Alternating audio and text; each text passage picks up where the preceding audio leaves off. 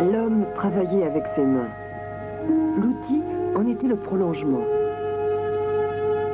Une entente s'établissait au long du temps entre la main, l'outil qui en décuplait la puissance ou l'adresse, et le matériau façonné.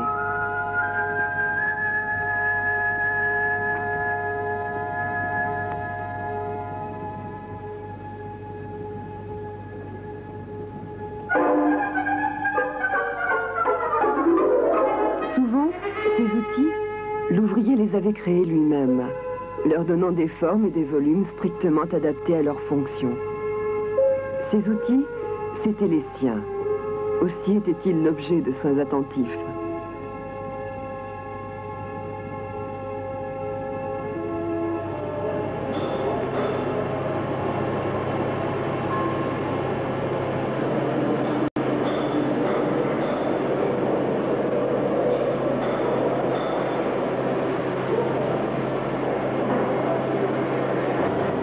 L'outil s'est transformé en machine. Et celle-ci est devenue de plus en plus complexe.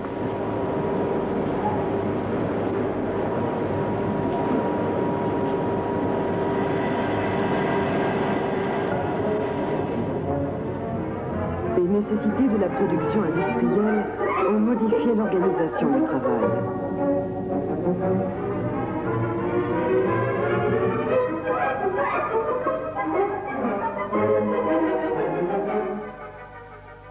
Petit à petit, l'entretien des machines est devenu de plus en plus compliqué, échappant souvent à l'ouvrier pour devenir une affaire de spécialiste. Parfois même, la priorité absolue donnée à la production a conduit à supprimer le simple nettoyage-graissage des installations. Aujourd'hui, la maintenance est devenue un important problème industriel. Et il est des cas où la fiabilité doit être absolue. Notre politique de maintenance est dictée par deux objectifs essentiels. Une centrale nucléaire doit être sûre et disponible. Il est donc hors de question que l'on attende la défaillance des matériels pour le réparer. Ce qui est important, c'est de connaître à tout instant l'état de santé des matériels. Cela conduit à un entretien préventif très important. Une partie de celui-ci peut être réalisée en fonctionnement de par la redondance des matériels installés. Si vous voulez par exemple, lorsque nous avons besoin de deux pompes pour faire un plein débit dans un circuit, une troisième est installée, qui autorise ainsi la défaillance, donc l'entretien ou l'entretien préventif éventuellement de cette pompe. En ce qui concerne les fonctions liées à la sûreté nucléaire, celles-ci sont doublées, souvent triplées. Elles ne seront certainement jamais utilisées, mais font l'objet de fréquents essais périodiques destinés à prouver qu'elles sont opérationnelles. La majeure partie de l'entretien préventif est réalisée durant les arrêts annuels de tranche, arrêts rendus nécessaires pour le rechargement du combustible nucléaire du réacteur. Vous pouvez voir près de moi ce corps de turbo-alternateur qui est uniquement démonté à l'heure actuelle pour une expertise préventive. Il faut savoir que là-dedans, une masse de plusieurs centaines de tonnes tourne à 1500 tours minute. Et ce qui implique une vitesse périphérique d'environ la vitesse sonique. La recherche d'une meilleure fiabilité nous a conduit à créer une organisation de la qualité, dont le leitmotiv est écrire ce qu'il faut faire et faire ce qui est écrit, et le contrôler.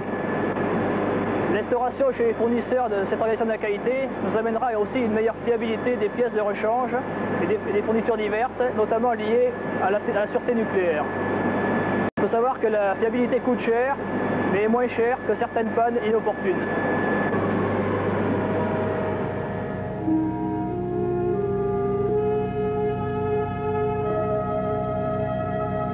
La maintenance du raffinage consiste à assurer le fonctionnement de la raffinerie 24 heures sur 24, 365 jours par an. Il faut assurer le fonctionnement sans incident dû au matériel, incident qui pourrait être très grave de conséquences. En matière de sécurité du personnel bien sûr, mais également en destruction de matériel éventuelle. C'est aussi avoir présent à l'esprit qu'un jour d'arrêt coûte 1 million de francs. Enfin, c'est s'organiser pour ne pas faire de l'entretien subi, mais faire de l'entretien dirigé et appeler ça entretien prévu. Entretenir cette raffinerie, c'est entretenir l'ensemble des matériels qui la composent. C'est une première caractéristique, un très grand nombre de matériels, une très grande variété, ou plus exactement une très grande diversité technologique. Une caractéristique aussi, tout est à l'extérieur. Et le travail sera donc totalement à l'extérieur pour la maintenance. Nous arrêtons les unités principales, bien sûr, de temps en temps, tous les 3 ans, pour 4 à 6 semaines, le moins longtemps possible, bien sûr. Nos coûts globaux d'entretien sont très importants. Il nous faut donc gérer, prévoir et bien sûr économiser. Les équipes de maintenance sont ou bien réparties sur le terrain en équipes de district, au plus près des unités, au plus près des exploitants de ces unités, de façon à assurer l'entretien préventif, journalier et l'ensemble des petites interventions, avec le maximum de rapidité et le minimum de papier, pourrait-on dire. Il existe aussi des équipes centrales qui préparent les grosses interventions, qui préparent les marchés. Et ces équipes s'appuient toutes sur une utilisation poussée de l'informatique. Informatique que l'on peut dire complètement décentralisée, en ce sens que des consoles d'interrogation ou d'action sont réparties sur l'ensemble de la raffinerie, donc dans l'ensemble des unités, dans l'ensemble des ateliers. L'informatique nous permet de bien connaître le matériel, déjà de le répertorier, de garder en mémoire ses caractéristiques, sa vie, ses défaillances, de prévoir les défaillances futures en observant et en collationnant un certain nombre d'observations sur leur comportement. Nous devons en permanence connaître également l'ensemble des pièces de rechange qui existent dans les magasins ou qui sont en commande. Nous devons aussi pouvoir connaître les délais d'approvisionnement de ces matériels ainsi que leurs coûts. Nous devons connaître enfin les coûts d'intervention. Des consolidations sont également nécessaires à tous les niveaux décisionnels, de façon à assurer un suivi budgétaire aussi rigoureux que possible, compte tenu des sommes très importantes en cause.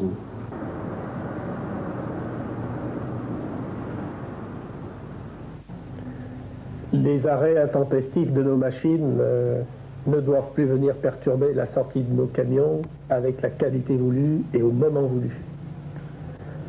Le temps et l'argent que nous dépensons pour parer à leurs conséquences, eh bien nous ne les employons pas pour améliorer la compétitivité de nos produits.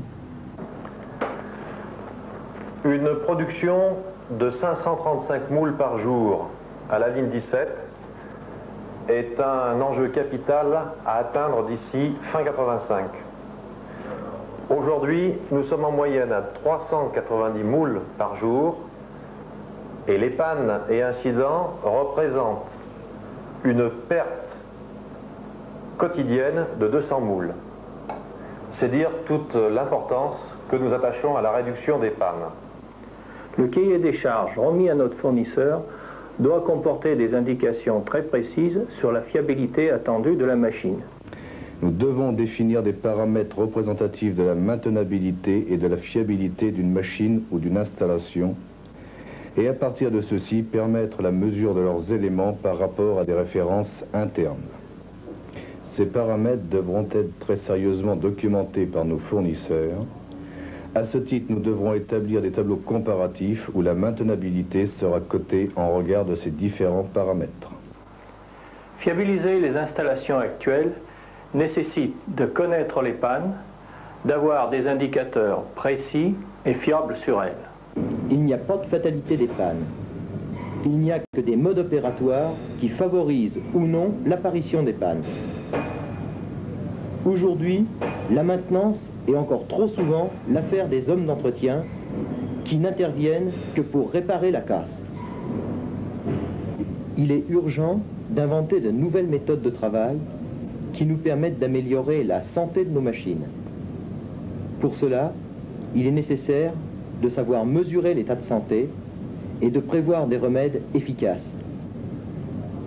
Si nous voulons parler valablement avec les constructeurs de machines-outils, de disponibilité et de maintenabilité des matériels que nous leur achetons, nous devons le faire en nous référant à des indicateurs fondés, fiables, irréfutables et surtout d'utilisation homogène à l'ensemble des usines. Quels sont ces paramètres? En matière de maintenabilité, il faudra indiquer de manière précise la durée moyenne de certains éléments en vue de l'entretien préventif, avec leur délai moyen d'approvisionnement. Veiller à la diversification de nos matériels, cela passe aussi par l'efficacité de nos services maintenance. En matière de fiabilité, il faudra indiquer le taux de panne moyen de la machine ou de l'installation. À ce sujet, Renault VI devra présenter là aussi des paramètres mesurés, indéniables et communs à l'ensemble des sites de production. Plus on a de panne et plus on a du retard dans la fabrication. Et on fait moins d'entretien préventif. Alors sortir la fabrication malgré les pannes, c'est pas toujours facile. Et dans certains cas, la sécurité des opérateurs est en jeu. On ne connaît pas suffisamment les machines et les équipements qui sont de plus en plus complexes. Et la fréquence des pannes fait que la qualité s'en ressent. Sur cette machine spéciale, nous usinons tous les essieux gamme J en flux tendu. Si cette machine tombe en panne, nous avons 150 personnes à l'arrêt, au montage organe et au montage camion. Ça veut dire des châssis non livrés, donc des clients mécontents.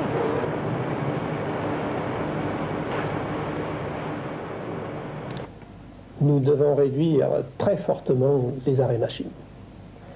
Nous nous engageons fermement dans cette voie et les plans d'action correspondants visent à diviser à peu près par 10 les taux de panne. Ces plans s'élaborent sur l'ensemble de la direction industrielle, mais à partir des expériences acquises avec les meilleures réalisations.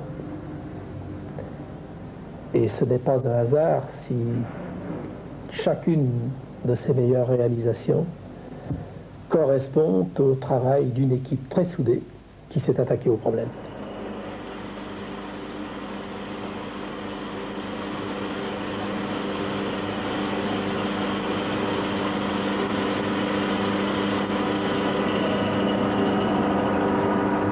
Si la fonction maintenance est chargée de faire en sorte que tout investissement soit bien entretenu, ce sont toutes les personnes utilisatrices de la machine qui doivent contribuer et participer à l'entretien. Que ce soit par l'attribution des fabrications, les conditions technologiques d'utilisation, l'utilisation réelle, la réalisation de travaux d'entretien préventif ou de conduite, les prédiagnostics.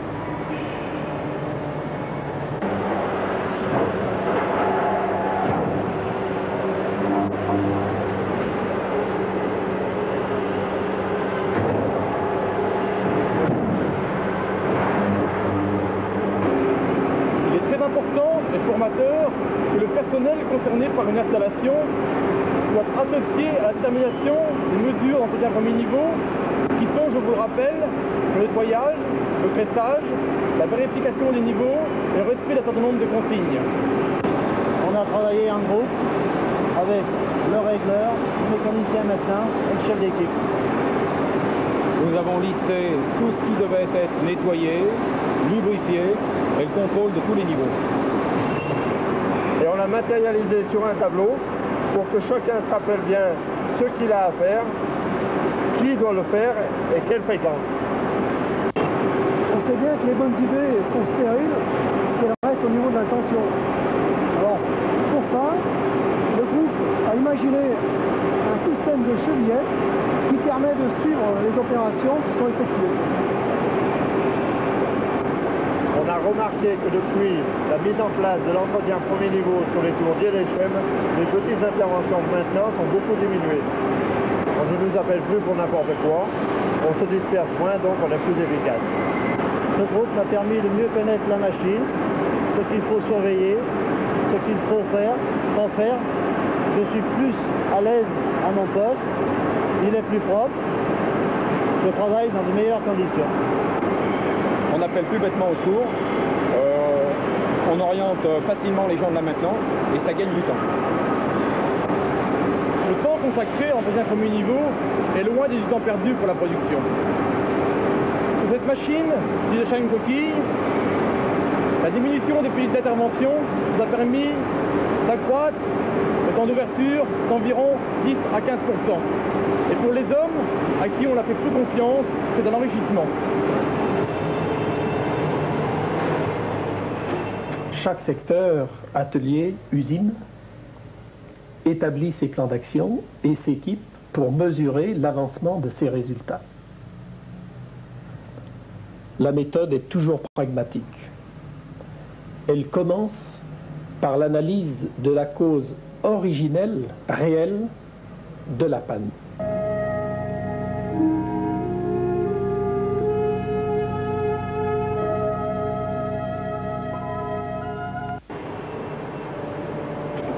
Il faut mesurer le temps pendant lequel la machine produit et celui pendant lequel elle est arrêtée pour des problèmes de maintenance ou pour des raisons autres.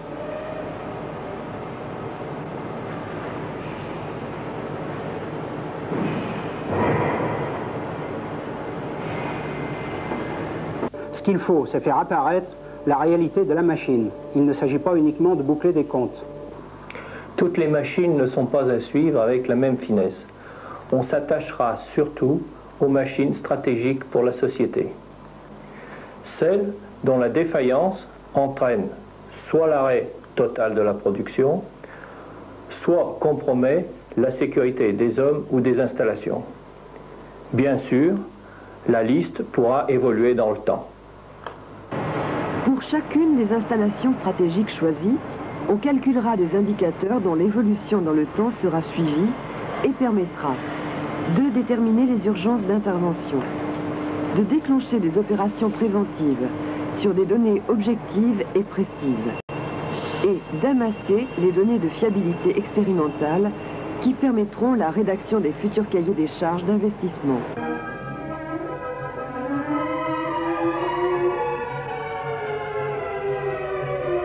Les informations seront tirées de relevés journaliers des incidents remplis par les opérateurs. Sur chaque machine stratégique, les événements seront saisis. La durée pour l'organisation de la production, les interventions de maintenance. Pour ces dernières, une codification permettra de préciser la technicité de la réparation, de localiser la fonction défaillante et de caractériser la défaillance.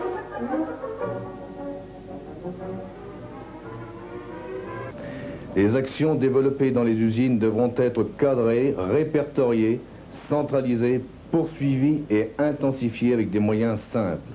Exemple, les enregistreurs Kinsey. Nous avons mis en pratique depuis 1 an un recueil de données sur 10 machines de l'usine Pont.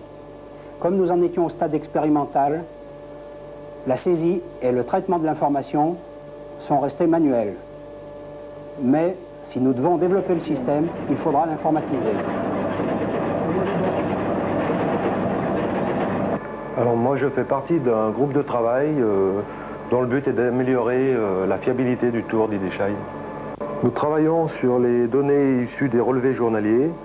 L'exploitation des informations s'est faite en commun avec la fabrication, la maintenance, les méthodes. Plusieurs des solutions de notre groupe à préconiser sont actuellement appliquées et nous ont permis de passer de 34% de panne en 83 à moins de 10% en 84. Oui, avant, on en avait quand même vraiment marre. La même panne arrivait à se produire au moins 15 fois par jour. Tandis qu'aujourd'hui, c'est quand même bien mieux. Tout résultat est le fruit du travail des personnes travaillant d'une manière très solidaire dans une équipe. L'efficacité en a été démontrée dans des domaines aussi difficiles et importants que le sont la sécurité et la qualité. Et la démonstration se fera également dans le domaine de la réduction des pannes machines. L'analyse d'activité tirée des relevés quotidiens nous a permis de progresser, d'améliorer notre organisation, de diminuer nos temps de reconversion. Gagner sur le temps disponible pour la production permet plus de flexibilité au changement de programme, de tendre les flux et en définitive de satisfaire le client. Pour chaque installation stratégique, un mécanicien et un électricien sont responsables de toutes les informations concernant le matériel. En fin de mois, ils font deux types d'analyses. Une par code de défaillance, une par technique d'intervention. Cela permet de mettre en évidence les vrais défauts, ceux sur lesquels il faut engager une action prioritaire. Et ce sont des hommes tout désignés pour être les leaders des groupes de fiabilistes. Fiabiliser, c'est aussi préciser pour les éléments techniques le degré d'efficacité, la qualité des composants, le mode d'obtention de certains organes mécaniques et le degré de sophistication des fonctions de la machine. Sur ce point particulier, les automatismes sont de plus en plus complexes, il s'agit d'être vigilant. À ces éléments techniques, nous ajouterons les éléments d'efficacité du service après-vente tels que les limites d'intervention pour chaque corps de métier ayant à intervenir sur la machine, le nombre d'intervenants, le délai contractuel de l'intervention. La définition normalisée des indicateurs de maintenabilité clarifie désormais les relations avec nos fournisseurs, tant du point de vue des discussions techniques ou commerciales, qu'à celui de la bonne compréhension et de l'exécution correcte du cahier de charges relatif à chaque commande. Ceci étant, une analyse affinée des besoins en pièces de rechange et équipements normalisés devrait permettre d'établir des procédures d'achat encore plus adaptées aux soucis des services de maintenance. Les indicateurs choisis sont normalisés. C'est très important d'avoir un langage commun. On peut comparer, organiser une mémoire collective et mieux, affecter les produits aux moyens. Dans l'entretien préventif, l'efficacité et le coût sont étroitement liés. Les hommes de méthode maintenance travaillent sur les données des indicateurs. Ils peuvent aller à l'essentiel, faire du préventif conditionnel et le planifier. Toutes les pannes qui se répètent ont une cause, même si parfois celle-ci est difficile à découvrir. Par exemple, un moteur électrique qui disjoncte ne doit pas être réarmé sans que l'on connaisse la cause de l'accident. Cause mécanique, défaut électrique, l'important c'est d'éliminer la cause afin d'éviter toute nouvelle panne. Conserver un bon état de fonctionnement nos machines, c'est sauvegarder le patrimoine d'entreprise et assurer sa compétitivité. Donc c'est notre intérêt à tous. Si l'on diminue les pannes, ça va supprimer pas mal de gaspillage, tant en moyens qu'en énergie. En contrepartie, respecter les consignes, ça va nous demander des efforts et beaucoup de rigueur. Mais l'enjeu en vaut la peine. Et puis ce travail de groupe, c'est plus intéressant.